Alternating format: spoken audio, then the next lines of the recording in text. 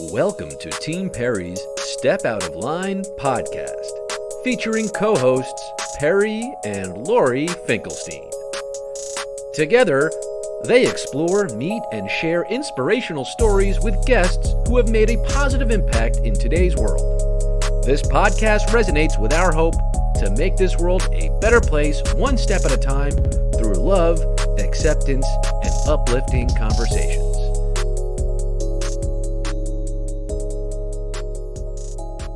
I can think of two different times where I feel like I stepped out of line that kind of related to Artful Agenda. And the first was when I decided to join Usborne Books and More, which was how I completely funded Artful Agenda. So I don't know if you can see, but I have all these children's books above my head. So, and I still sell them. But it is a direct sales company. So kind of one of those companies where you can join and you sell books, and then people can join your team and you teach them how to sell. So like a multi-level marketing company. And I think before I joined Usborne Books and More, it was something that I had kind of really been against. This is just me being totally honest.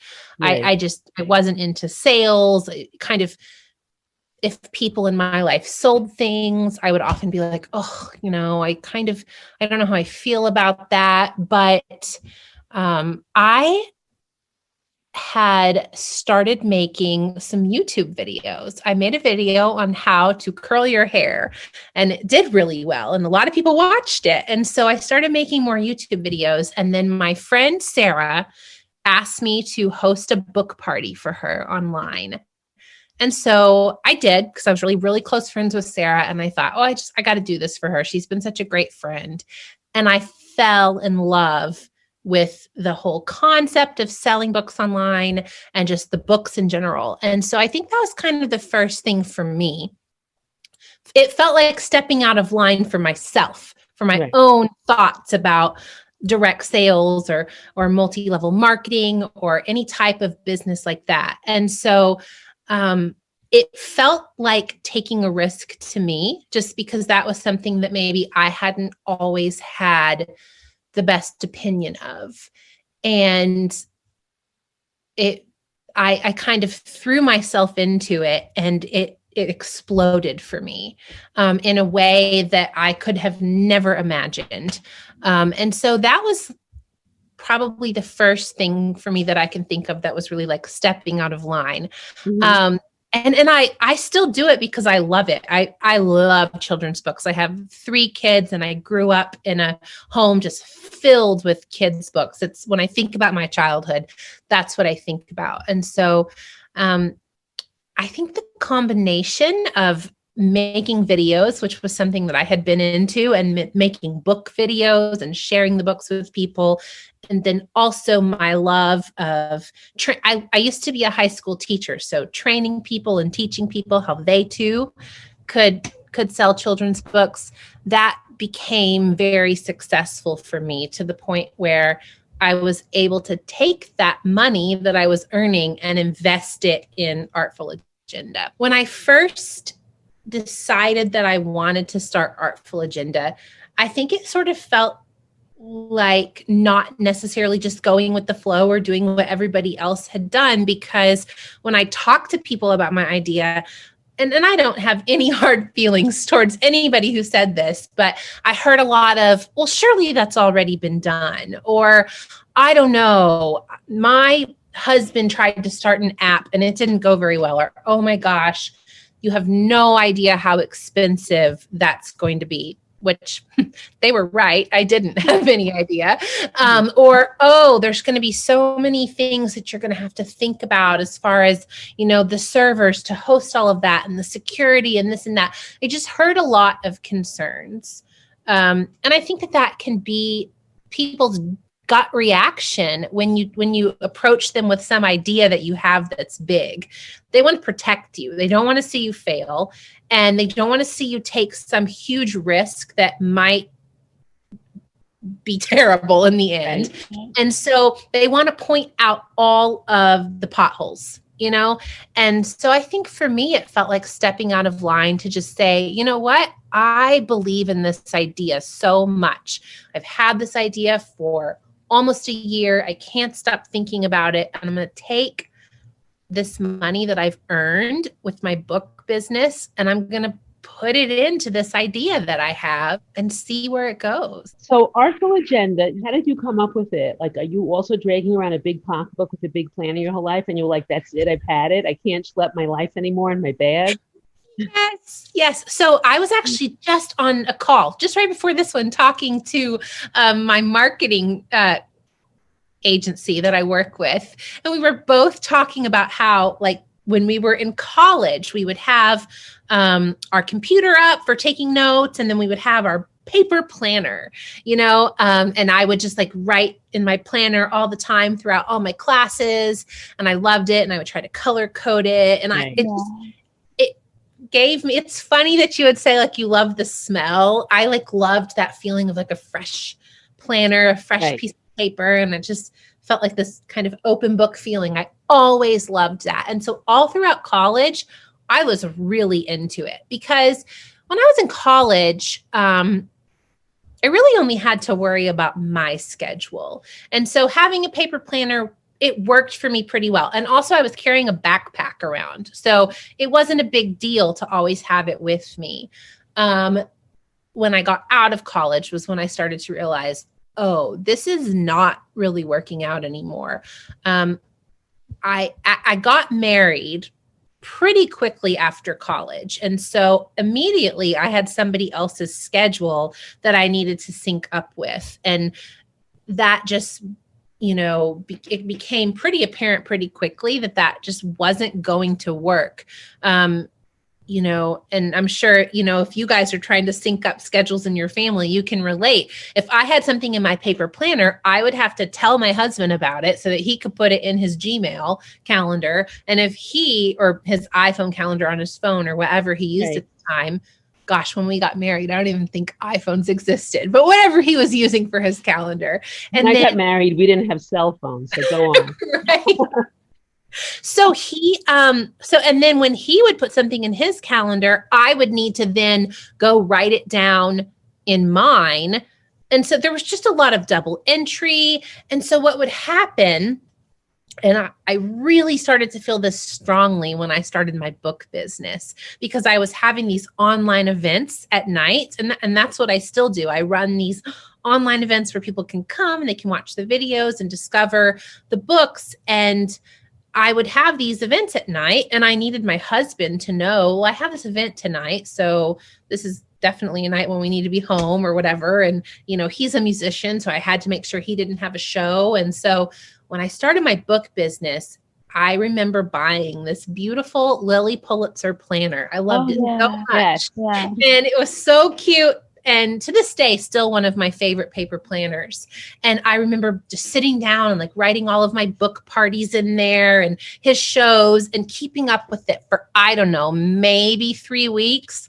And then I had to throw it out the window because it was too, not literally, but figuratively, because it was just too much work. It was too much double entry and cross-referencing with Kris. And, you know, maybe I would accidentally leave it upstairs and I was downstairs working on my computer, and I would be too lazy to go up and get it. And so I had to quit the paper planner. I had to just completely move to Gmail or Google Calendar. So the calendar that was synced with my Gmail account. And I missed having a paper planner. I remember specifically my friend Bonnie, who is, she has a pretty, I guess you could call her an influencer. She has a pretty big following, and she's out in LA doing modeling and acting. And I remember she got a gig modeling for a company that does paper planners and stickers and things like that. And I remember her posting about it. I think you pronounce it Bando. It's like BAN.do. They have the cutest like stickers. And I remember her posting about the whole ad campaign and legitimately feeling jealous that I couldn't go buy that, because I was like, it's not going to work for my life. I'm going to buy it and it's cute, but then what? You know, I'm not really going to be able to use it. And that was kind of where that thought started really forming in my mind of like, there's got to be a way to kind of have the best of both worlds, to where I could have this fun paper planner experience that I love, but also the digital experience. And so that was that was so big for me from the get-go, because there are digital planners, you know, you can like, there are pretty ones even that you can get on an iPad or whatever. But I needed something that would sync. I needed something that like pulled in data from Apple or Google or Outlook to where I could always be connected. And that was what I couldn't ever find. You're able to coordinate it. It's funny. I invited Perry to Mother's Day on May 9th and she rejected it. And I looked at it, I said, Perry, why did you reject my email? And she's like, whatever, I know it's Mother's Day, but it was a funny thing. I also had it already. Right, she had it already, but you know, you're able to invite people to your events or letting them know what's going on. It is beautiful and it's extremely affordable. $35 for a year. Which was what I paid for that Lilly Pulitzer planner that I bought. Right. So that's kind of where the pricing came from. I used to use more than one planner because I would mess it up so much trying to reschedule everything that it made me sick, and I had to get it. We had to get a fresh one, right? So I would spend that much in planners anyway. And what I really like about it, I'm the type of person I used to save my planner year to year because I wanted to know what I did 2 years ago on this date, you know, for like a doctor appointment or whatever. And it got to the point where I was having stacks and stacks of planners, and I would get rid of like the last one, you know, whatever, to make more room. But now with your app, you can look back and see what you did and just scroll in 2 seconds, and you're in doctor's office. Oh yeah, I'm due to come in. Let me come in, rather than go upstairs in your drawer in your closet and look for your planner. So much easier. Yeah. So great idea. Did you recoup your investment that you put in with your other business? Did you recoup from Artful Agenda? I did. It was very exciting. I remember like the first big milestone that I hit was becoming profitable month over month. So maybe not recouping the whole investment, but just whatever I was spending on marketing. Because that's something that, because you are a marketing major, you will understand, like, without paying for marketing, the best product in the world goes nowhere. Right. And so I had to spend a lot on marketing and then continual tech support. And like, I just had pretty decently high overhead costs, at least for where I was at that point in my business, month to month. And so my first big milestone was turning profitable month over month. So kind of being in the black each month, you know? And I remember so vividly hitting that the very month that I gave birth to my son, Marlo. So I remember just thinking, oh, thank goodness this has turned profitable. I'm about to have a baby and I can breathe a sigh of relief. And so he was born the end of July, 2019. So July was my first profitable month, 2019. And then, so now at that point, since I was actually turning a profit, it took me about a year and a half after that to totally, maybe a year and a quarter to then accumulate enough profit to recoup my investment. But I have now. So that's very exciting for me. It is very exciting. And what do you have any more projects? Or, I mean, you're a mom of 3 kids, you're married, you have 2 businesses. I mean, any other projects that you're thinking, wow, I really should try that? Yes. Oh, yeah. God. I do. So I have another app idea. It's not my idea. I cannot take credit for it. It is my friend Lauren's idea. I can't say what it is because, you know, we're just obviously so secretive about it because we haven't released it. But it is her idea. She told it to me. She told me about it, gosh, 6 months ago. And it was one of those things, just like Artful Agenda. I could never get it out of my head.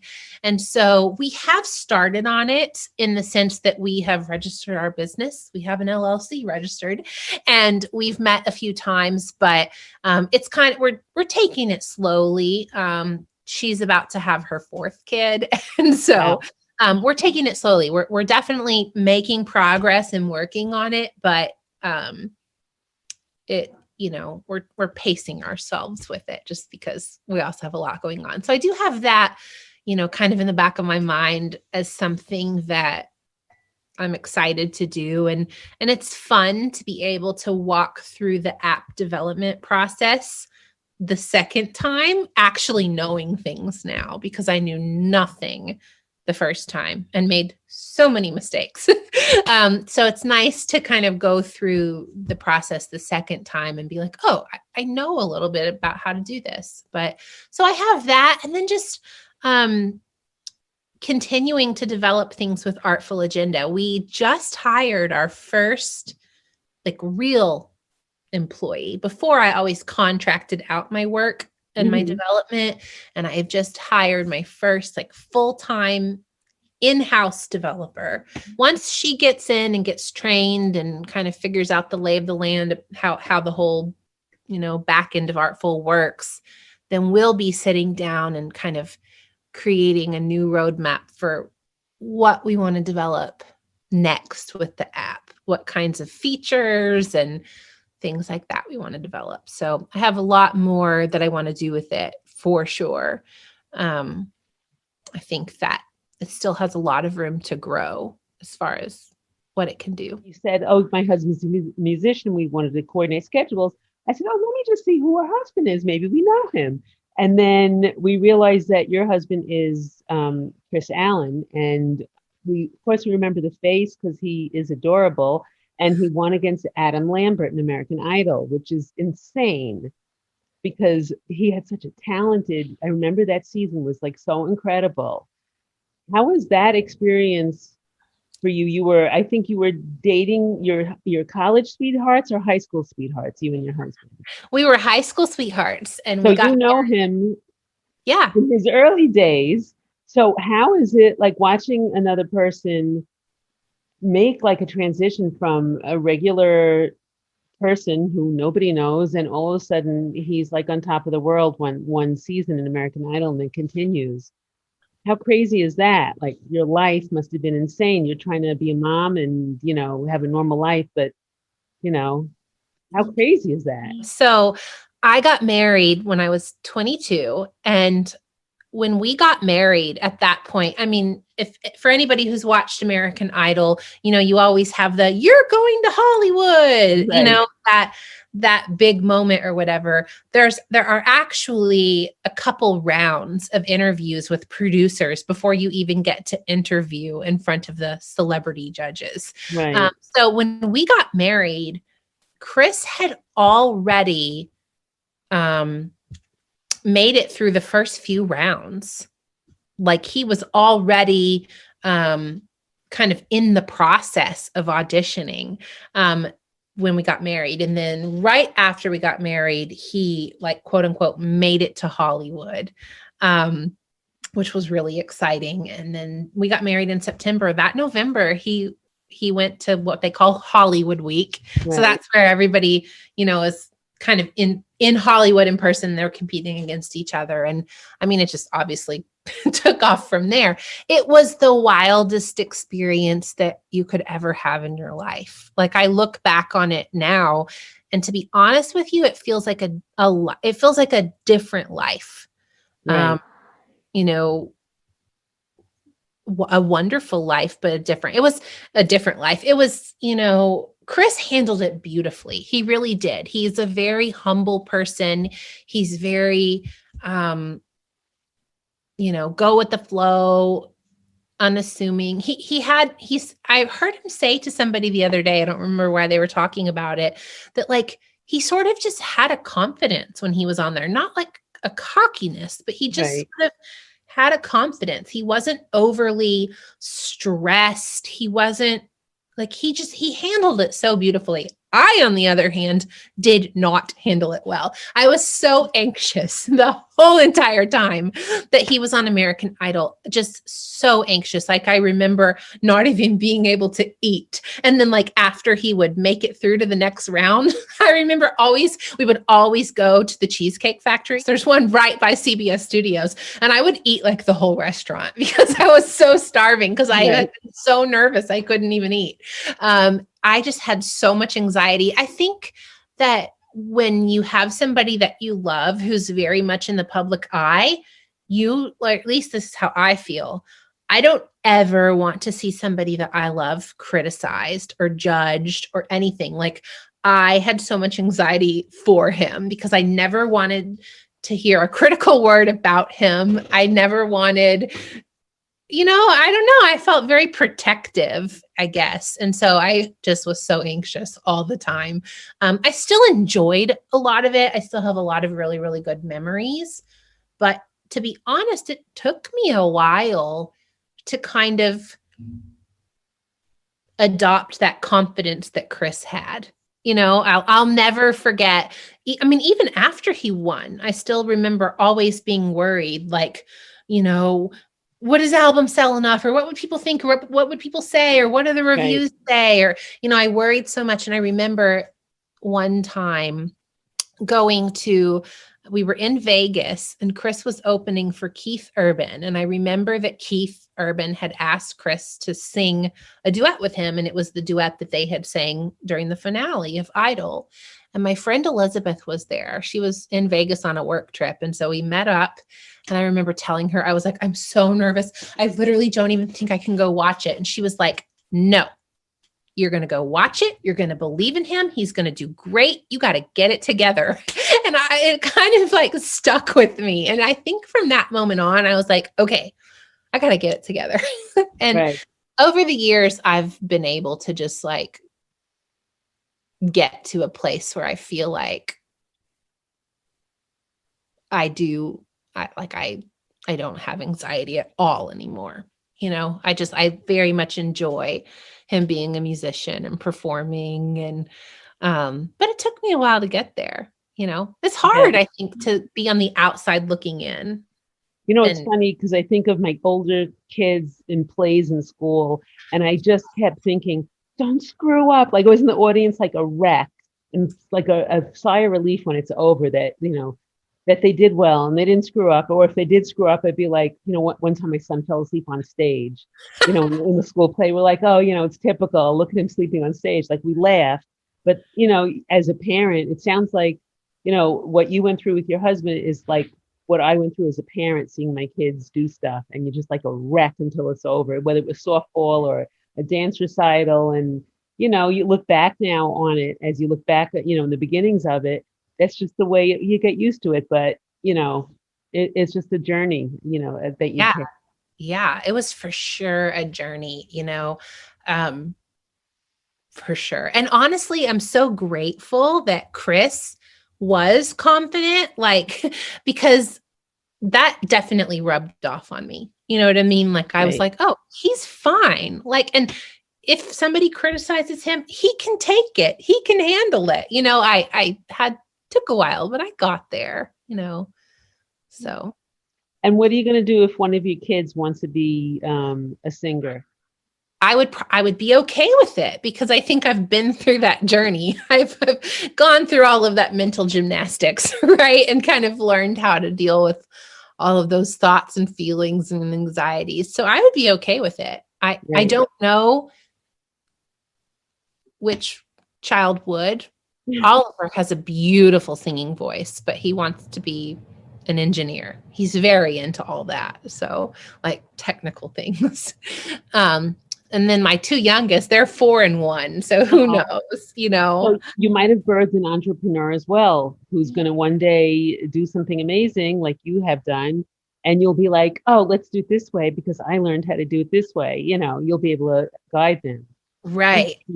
Or they'll have some great idea as a kid and you'll be like, okay, let's go, let's do it. And you'll have that experience. So it can go either way. It's so great now to have a pocketbook that weighs less than 40 pounds that I could drag around. Well, I'm so glad that you both love it. And this was very fun. I've loved talking to both of you. So